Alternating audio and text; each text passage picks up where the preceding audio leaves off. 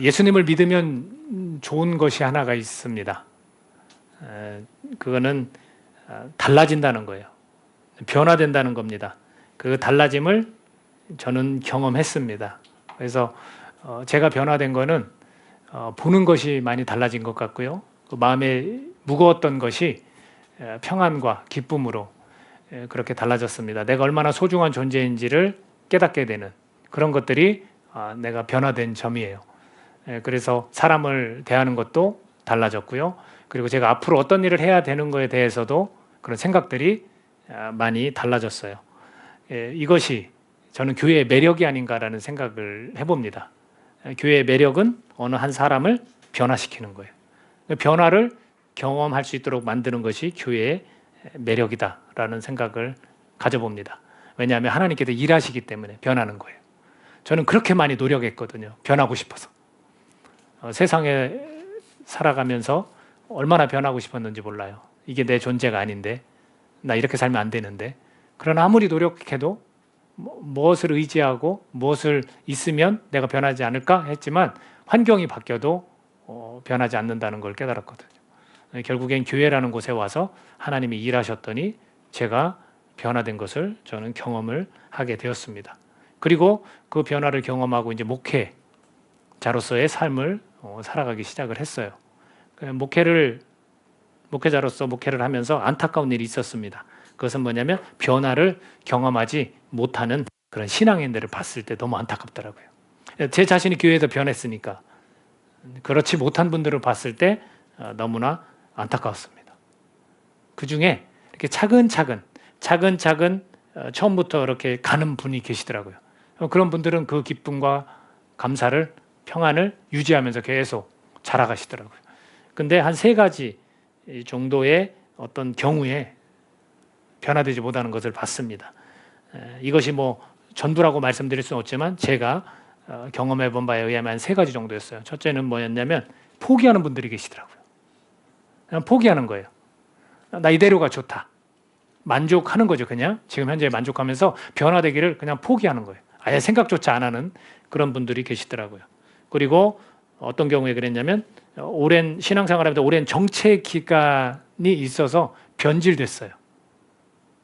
그 순수함, 우리가 흔히 이야기하는 첫사랑이라는 주님을 정말 처음 만나서 그때의 감격은 온데간데 없어요. 그리고 이제 오랜 신앙생활을 하지만 정체되어서 변질된 경우 그렇더라고요. 또 다른 말로 표현한다면 잘못 배웠어요. 잘못 배웠을 때 변질이 되더라고요. 그런 경우에는 변화를 경험하지 못하는 신앙인의 모습이 보여진다는 거죠. 그 다음 3번째가 뭐냐면 그냥 달라지기를 그냥 싫어하는 거예요. 내가 변화되는 것을 두려워하는 거예요. 혹시 나를 저 선교지로 멀리로 보내면 어떡할까? 그런 거죠. 내 모든 걸 다, 지금 삶의 모든 걸 다 내려놓고 떠나라 하면 어떡할까? 라든지 굳이 내가 변화될 필요가 있을까?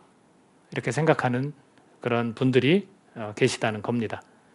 여러분, 사람은 다양해요. 그죠? 사람은 다양합니다. 그러나 우리의 신앙은 그렇지 않다라는 거예요. 어떤 면에서 그러냐면 성부 하나님, 성자 예수님, 성령 하나님, 그죠? 그 삼위일체, 그분을 믿고 따르는 것, 그것은 다양하지 않아요. 근데 오늘 본문의 내용을 보면 유대인들 안에서도 다양한 사람들이 있어요. 분명 저희들과 같습니다. 다양합니다. 이런저런 생각과 경험과 교육과 모든 것들이 다 달라요. 그런 사람들이 갖는 종교 유형이 있었습니다. 우리가 흔히 아는 바리새인들, 그리고 사두개인들, 그리고 또 셀로신이라는 열심당원들도 있었어요. 바리새인들은 분리, 구별이라는 뜻을 가진 사람들이었어요. 그래서 지나친 형식주의와 전통을 중요시했습니다. 그래서 선민 사상 때문에 율법을 세심하게 지켰어요. 그래서 불결한 것과 그리고 부정한 자들로부터 분리됐어요. 그러니까 쉽게 다른 사람에 관해서 가까이 갈 수가 없는 거예요. 왜? 더러운 사람들이기 때문에, 정결하지 못한 사람들이기 때문에. 이런 사람들이 바리새인들이었고, 사두개인들은 조금 돈도 있고 지식도 있었던 것 같아요. 그 사람들은 모세 오경만 중요시해요. 그래서 예를 들어 천사라든지 사탄이라든지 부활은 없다라고 그렇게 말하는 사람들이었어요. 그리고 열심당원들은 종교 민족주의 사상이 투철했기 때문에 막 저항하고 대항하고 싸워요. 자기들의 신앙을 지키기 위해서 끝까지 전투력을 발휘하는 거죠. 이제 그러한 사람들도 있었습니다. 근데 이들이 이렇게 다양한 종교 유형을 갖고 사람도 다르지만 예수님을 해치려는 데는 모두가 일치했어요. 예수님을 죽이려고 하는 데는 다 마음을 모았다는 얘기예요. 거기에 어떤 사람들이 더 있었냐면 대제사장 그리고 서기관들까지도 다 동일한 마음을 가지고 예수님을 해치려 했습니다. 근데 예수님이 바라셨던 것은 뭔지 아십니까? 이제 역으로 거꾸로 이 종교 유형 모두가 예수님으로 인해서 이 사람들이 변화된 삶을 살기를 원하셨다는 거예요. 예수님의 그 성취, 율법에서 계속해서 말했던 메시아, 예수님께서 성취하신 것을 이들이 받아들이기를 예수님은 바라셨다는 거죠. 오늘 우리도 마찬가지예요. 오늘을 살아가는 우리에게 예수님이 바라시는 건 뭘까요? 우리가 변화된 삶을 우리가 살아가야 된다는 거예요. 예수님께서 이미 성취하셨다는 것을 우리가 받아들이는 것을 바라시는 거예요. 그러니까 변질된 삶이 아니라 변화된 삶, 그것을 우리가 살아가기를 예수님은 바라신다는 겁니다. 오늘 본문에서 이슈가 되고 있는 문제가 뭐냐면 안식일이에요. 안식일. 안식일에 관해서 이야기를 나눕니다. 자, 예수님이 제자들과 같이 움직이는데 배가 고파요. 근데 마침 지나가다가 뭐가 있었습니까? 밀밭이 있었어요. 밀을 딱 잘라서 먹었어요. 그걸 누가 봤습니까? 여러 종교 유형 중에 바리새인들이 이걸 봤어요. 그 세심하게 율법주의까지 선민 사상을 가진 사람들이 세심하게 율법을 지키는 그 사람들이 그걸 보고 저거 잘못됐다 라는 거죠. 십계명의 4계명을 보면 뭐가 나왔습니까? 너희들이 안식일을 기억하여 거룩히 지키라 라고 되어 있어요. 그러니까 이 제정된 계명에 따라서 이제 바리새인들이 트집을 잡는 거죠. 해서는 안 될 일. 왜 그랬을까요? 이것도 잘라서 먹는 것도 일하는 게 될 수 있어도 온전히 쉬라고 했는데 그래서 그랬을 수도 있습니다. 또 다른 측면에서는 아직 이 밀을 수확할 때 우리가 이렇게 밀을 거둘 수 있는 거지 그렇지 않을 때 이걸 먹었다는 것으로 받아들일 수도 있습니다. 그래서 그들이 하면 안 되는 일을 했다라고 말합니다. 2절에 가보면 바리새인들이 보고 예수께 말하되 보시오 당신의 제자들이 안식일에 하지 못할 일을 했습니다. 이건 잘못된 겁니다. 이렇게 이야기를 하는 거예요. 어떤 측면에서는 맞는 얘기 같죠? 그렇죠? 해서는 안 될 일을 그들이 한 것 같아요. 그러나 그 제자들은 배가 고팠고 밀을 잘라 먹었습니다. 자, 이 바리새인들의 입장과 예수님의 입장이 다른 점이 있습니다. 이게 뭐냐면 이 바리새인들의 입장은 어떤 입장이었냐면 전통적인 입장이었어요. 그러나 예수님의 입장은 어떤 입장이냐면 안식일에 하지 못할 일을 한 거예요. 그래서 예수님의 입장은 급진적 입장이에요. 레디컬이에요. 예수님은 이것을 그냥 했어요. 하면 안 될 일을 했습니다. 자, 여기에 대해서 예수님께서 이제 부연 설명을 해주고 있어요. 자, 너네 이 이야기를 알고 있지? 라고 하시면서 다윗을 예를 들어서 이야기를 합니다. 3, 4절에 보니까 예수께서 이르시되 다윗이 자기와 그 함께한 자들이 시장할 때 배고플 때에 한 일을 읽지 못하였느냐? 그가 하나님의 전에 들어가서 제사장 외에는 자기나 그 함께한 자들이 먹어서는 안 되는 진설병을 먹지 아니하였느냐라는 거예요. 배고플 때, 허기질 때 이거 먹지 않으면 정말 죽을 지경에 이르렀었거든요. 그들은 도망자의 신세로 살아갈 때 같은 부하들과 함께 이 일을 했다라는 거예요. 너네 이거 들어보지 않았느냐? 너네들이 그렇게 위대하게 여기는 다윗 이야기 알고 있지 않느냐라면서 설명해주고 계십니다. 또 한 가지 이야기하시는데 자, 또 안식일에 제사장들이 성전 안에서 안식을 범하여도 죄가 없음을 너희가 율법에서 읽지 못하였느냐? 왜? 그들은 일하고 있잖아요. 그 안에서. 안식일날 쉬어야 하는데 제사장들은 막 일하는 거예요. 분주한 거야. 제사를 드리기 위해서 막 여러 가지 일을 해. 그거 아무 죄가 없다고 하지 않느냐? 너희가 그것을 율법에서 읽지 않았느냐? 이렇게 이야기를 해주고 계십니다. 자, 첫 번째 다윗 얘기에서는 예수님께서 무엇을 이야기해 주시고 있냐면 사람의 중요성이에요. 이 사람이 지금 먹지 않으면 죽게 됐는데 그거를 금한다고 해서 안 먹었느냐? 아니, 들어가서 먹었다. 근데 이것을 죄로 정할 수 없다. 사람이 중요하다라는 것을 암시하고 있고요. 또 안식일에 제사장들이 성전 안에서 안식을 범해도 죄가 없음을 너희가 율법에서 읽지 못하였느냐라고 말씀하신 것은, 자, 앞으로 이런 거에 대해서는 죄로 정죄할 수 없는 부분, 즉 제사장은 따로 정했지만 앞으로 우리도 다 제사장이 될 수 있다는 걸 암시해 주고 있어요. 그래서 베드로전서 2장 9절에서 뭐라고 했습니까? 너희는 택하신 족속이요 왕 같은 제사장들이라. 그러니까 그거를 암시해 주고 있는 거예요. 그러니까 제사장들이 이렇게 먹고 안식일에 이런 일을 해도 죄가 없는 것처럼 이런 날이 온다는 거죠.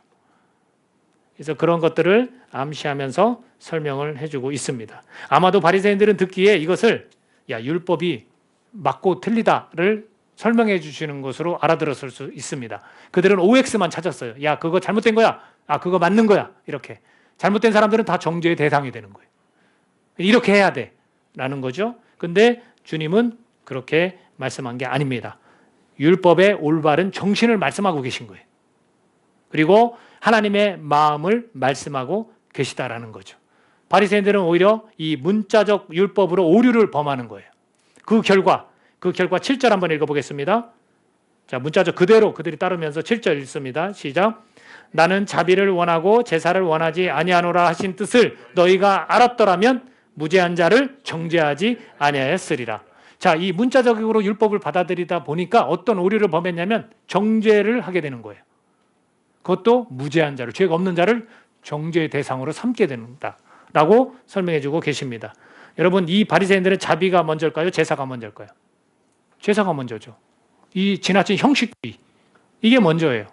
그런데 주님은 뭐라 했냐면 자비를 원한다는 것을 니네가 알았더라면, 저 사람들이 밭에서 밀을 잘라 먹어도 정죄하지 않았을 거야 라는 거죠. 하나님 뭘 원하시는지를 지금 계속해서 이들에게 설명해 주고 있다라는 거예요. 그러면서 8절에 가서 이렇게 말씀하시죠. 인자는 안식일의 주인이다 라는 거예요. 인자는 안식일의 주인이다. 지금 주인이 말하고 있는 거예요. 여러분, 교회의 머리가 누구십니까? 예수님이죠. 그러면 교회에서 누가 말하는 거예요? 예수님이 말하는 거예요. 예수님이 말하는 걸 우리가 지키는 거예요. 근데 바리새인들은 자기들이 정한 것, 전통과 유전을 중요시하니까 자기들이 정한 것을 지키는 것이 더 중요했던 거죠. 그게 아니죠. 어느 날 우리 교회가 머리 대신 예수님께서, 그러니까 안식일의 주인인 예수님이 말씀하시면 그것을 지켜야 되는 거예요. 그것을 바리새인들이 받아들이고 변하기를 주님은 바라셨던 거죠. 근데 그들은 변하지 않고 변질된 거예요. 여러분, 이게 변질되기가 너무나 쉬워요. 이들은 선민 사상을 갖고 있어요. 하나님 우리를 선택했다. 그리고 우리는 율법을 철저히 잘 지킨다. 근데 그들은 변질됐어요. 왜 그럴까요? 하나님의 법을 잘 모르기 때문에 그렇습니다. 우리가 신앙생활 하면서 우리가 변질되기 쉬운 것은 잘 모르기 때문에 그래요. 알려고 하질 않아요.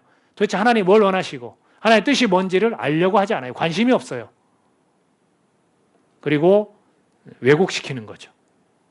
자꾸 하나님이 주어진 말씀이 있는데도 불구하고 이것을 자꾸 틀어서 받아들이는 것. 내 입장으로. 전통적인 입장으로 받아들일 수도 있죠. 그러나 주님은 이 이야기를 하면서 그들이 얼마나 충격을 받았을까를 우리가 생각해 볼 수 있습니다.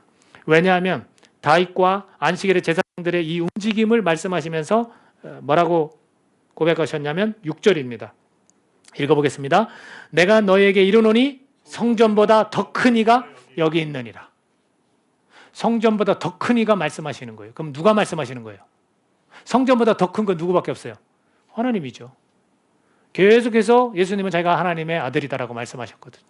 곧 하나님이다라고 말씀하시는 겁니다. 성전보다 큰 분은 하나님밖에 없습니다. 이거 얼마나 충격적이었을까? 이 전통적 입장을 갖고 있는 사람들은 이 레디컬한, 이 급진적인 이 말에 엄청 충격을 받았을 거예요. 때로는 우리 신앙이 이런 충격을 받는 것 같아요. 내 사고가 깨지고 내 틀이 깨지는 그런 충격. 나는 이렇게 생각했는데 하나님은 이걸 원하시는구나. 그게 충격이 될 수가 있어요. 그 충격을 받아들여야만, 그 자극을 우리가 받아야만 변화가 일어나는데, 이제 그거에 관해서 이들은 하나님의 법을 잘 모르거나 왜곡을 시켰기 때문에 그들은 변질되어 있었던 겁니다. 여러분, 율법을 정죄하는 수단으로 사용하는 것은 변질된 그런 신앙인 겁니다. 바리새인들은 안식일 규정으로 사람을 정죄했습니다. 자비가 아닌 제사로 사람을 정죄하게 되었습니다. 여러분 이런 이야기를 적어도 들었으면 예수님이 나중에 십자가에 달려 죽으시고 부활하셨다면 이들은 이것이 그들에게 좋은 영향으로 받아들여져서 변화했으면 얼마나 좋았겠습니까? 근데 이 영향이 훗날 계속 이어져 가요. 이 가르침에도 불구하고 계속 이어져 가는데 사도행전 15장에 가면 이것이 논쟁거리가 돼요. 사도행전 15장 1절에서부터 쭉 그 예루살렘 회의가 생깁니다. 제가 그걸 잠깐 읽어드리면 1절에 이렇게 나와 있어요. 어떤 사람들이 유대로부터 내려와서 형제들을 가르치되 너희가 모세의 법대로 할례를 받지 아니하면 능히 구원을 받지 못하리라. 이렇게 이야기하는 거예요. 구원 어떻게 받는 거예요? 믿음으로 받는 거예요. 이것을 이방 세계에 계속 이 제자들이 전하고 있어요.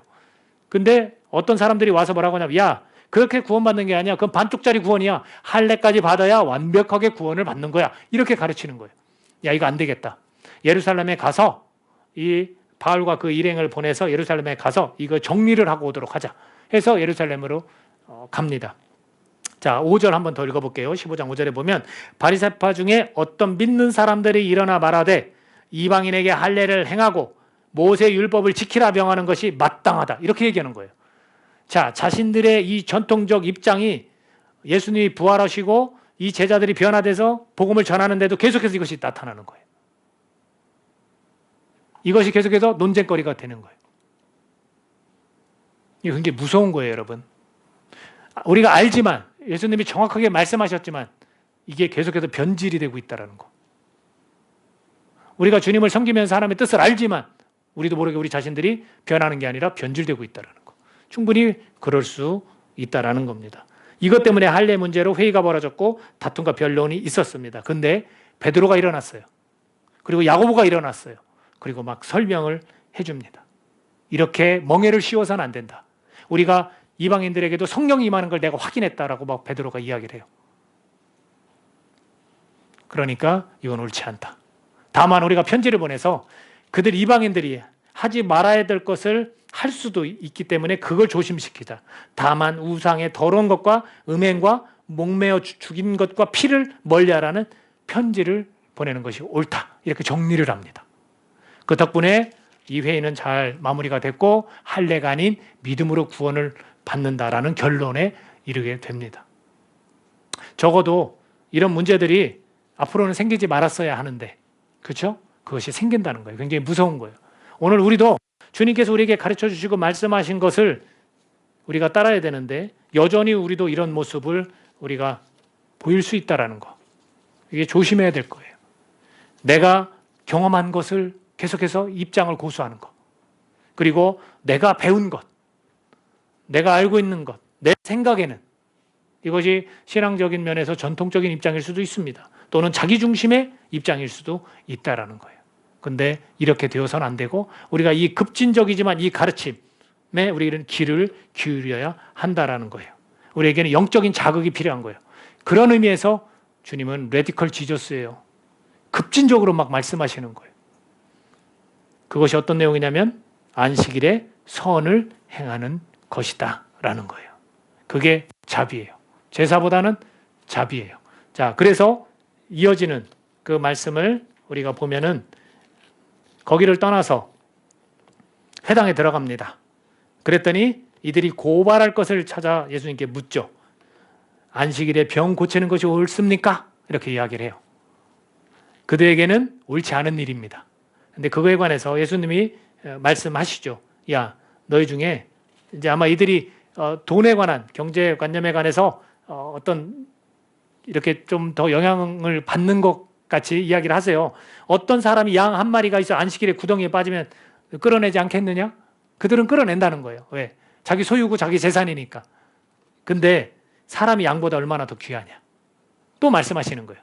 사람의 그 귀중함을 다윗에 관한 이야기를 통해서도 말씀하셨듯이 또 사람이 귀하다라는 것을 말씀하십니다. 그렇기 때문에 안식일에 성은을 행하는 것이 옳다라는 거예요.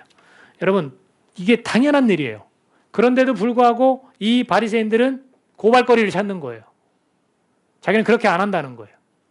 그러면서 예수님이 이 사람에게 손을 내밀라 하셨습니다. 한쪽 손 마른 사람에게 손을 내밀라 하셨고 그가 내밀매 다른 성과 같이 회복되었습니다. 멀쩡하게 되었습니다.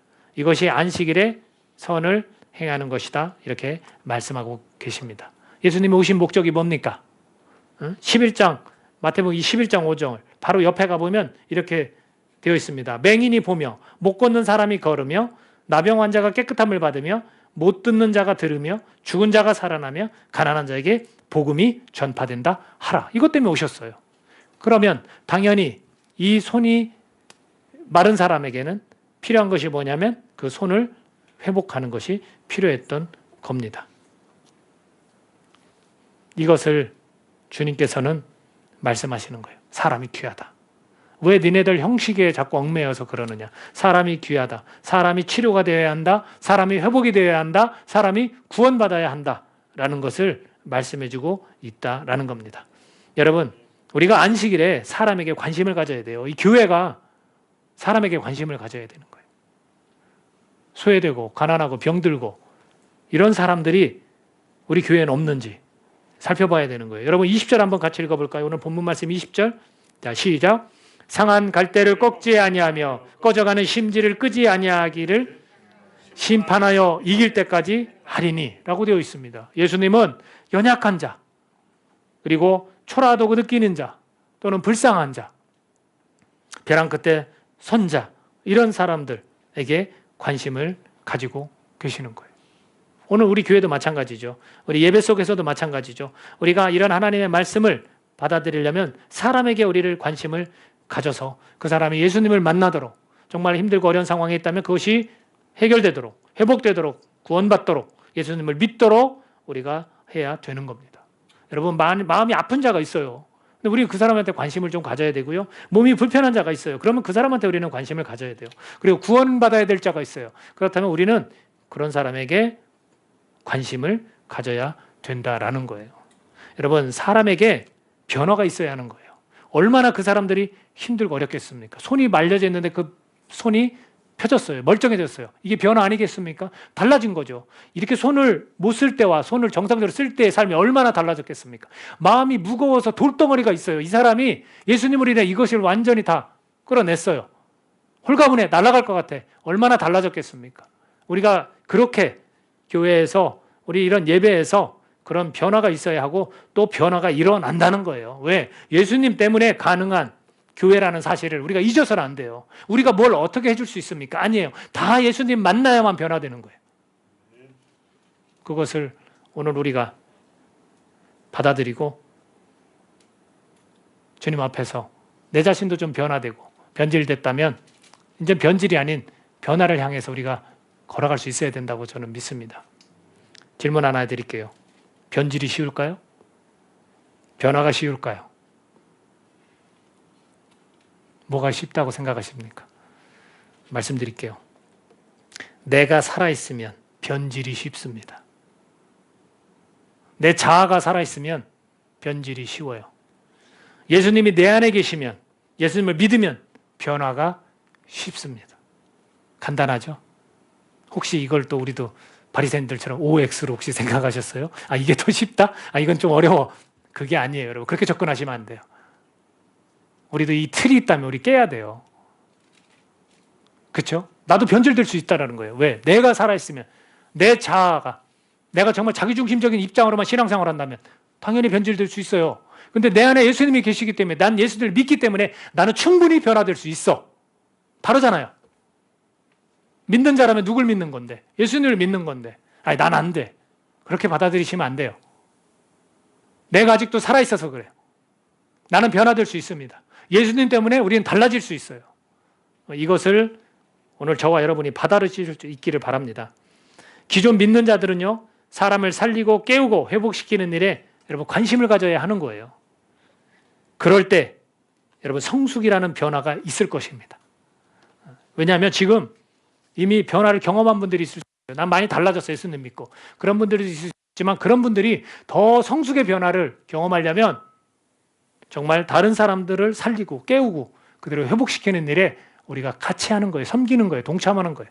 그 사람이 예수님을 만나게 하고 예수님을 인해서 평강을 누릴 수 있도록 도와주는 것. 그것을 우리가 해나갈 때 내 자신도 더욱 성숙의 변화를 경험할 수 있다라는 겁니다. 저는 우리 교회가 그런 교회라고 믿어요. 어느 교회든 마찬가지예요. 다 그런 교회라고 저는 믿어요. 왜? 예수님이 머리시기 때문에. 예수님이 주인이시기 때문에 주님께서 그 일을 이루실 거라고 저는 믿습니다. 오늘 우리의 좀 고정관념이 있었다면 이 시간 이것을 좀 깨뜨리기를 원합니다. 나는 변화할 수 없어 라는 고정관념이 있다면 그걸 깨뜨리시기를 바랍니다. 그것이 오히려 우리를 변질되게 만드는 거예요. 혹시 내 안에 신앙에 관한 부분이 너무 자기중심적이라면 그 고정관념을 여러분 깨뜨리실 수 있기를 간절히 바랍니다. 주님께서 변화 안 될 것 같은 나도 변화시키십니다. 주님께서 변화 안 될 것 같은 여러분들을 변화시키리라고 저는 확신합니다. 이 시간 이 말씀을 통해서 다시 한번 자유스러운 그런 신앙의 삶을 살아가실 수 있기를 예수님의 이름으로 축복합니다. 같이 기도하겠습니다.